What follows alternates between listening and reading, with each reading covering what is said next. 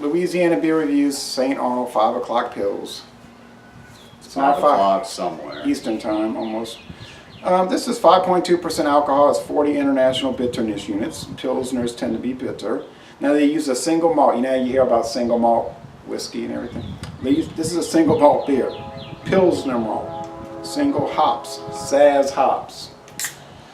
Gets a very good score on Beer Advocate. The bros say it's outstanding. So they're saying B+, and the bros are saying A+, with only 19 reviews. There's only a couple of video reviews for it, and then Rate Beer's given it an 88 overall and a 99 out of 100 in the style Pilsner.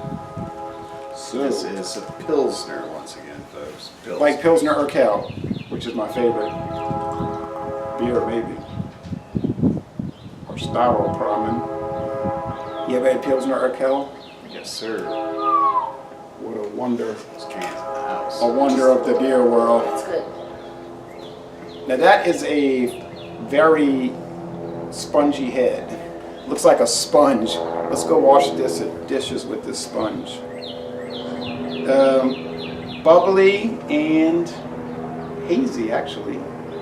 And look at all that very fine sediment. This has a lot of sediment. That's why it's so hazy. Look at the slight haze. Yeah, it's semi-transparent. Oh, it smells so good.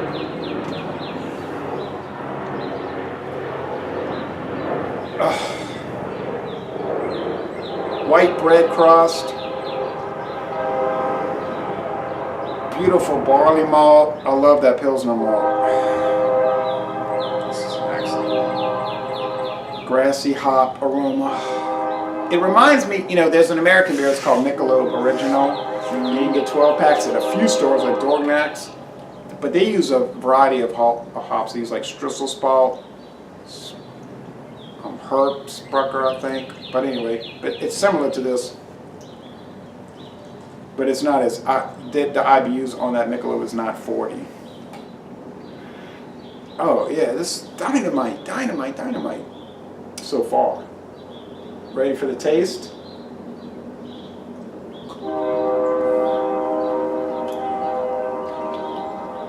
That malt has got such a honey-like flavor, but there's no honey in it.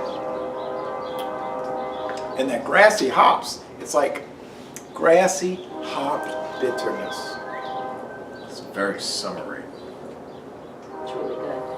It's delicious. And what did I say the alcohol was? 5.2, I believe. 5.2. Now, you know, the Pilsner Urquell is only, I think, 4.4, so it's low ABV. And the Michelob is, I think, 4.9. Yes, printed on the can, 5.2. You see this can? He's got St. Arnold. He's got a chain, watch chain, and a watch. Bright and hoppy lager. And it says 16/253. So that means it was brewed on the 253rd day of 2016. So it's not super fresh, but it does have the date, guys. But it doesn't taste bad. These cans tend to preserve the beer pretty well, don't they? Correct. Can I get a little bit more? Kill it. No, you gotta help me kill it. All right. What do you think, Miss Lady? It's delicious. Somebody asked me on a previous video, this lady doesn't want to show her face. Does she have a warrant? I said, not necessarily. It's like the face. that You'll never launched know. 1,000 ships.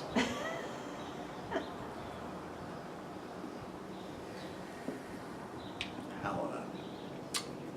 Biscuit, bready, almost like the Church's honey butter biscuits, or maybe the Popeye's buttermilk biscuit, even more so. Well, interesting that you would It's really good. throw a lot of love this beer. I think it's a very good beer. I like the way this Pilsner tastes. I'm not a huge Pilsner fan. However, this one's extremely balanced. I love the way it tastes. I love all the notes that you're tasting off of it. Some that I don't detect, but they are there. So next time, we would have to do a review with another one that I think is a little bit better than this. And I believe the company's called Wise Case or Wise. it's escaping me right now. But I do believe that one's a tad bit not familiar better than with this that. one. And that one is running in at a 4.5% alcohol. Okay. Crisp finish, medium body. I think on the Cyclops scale it would be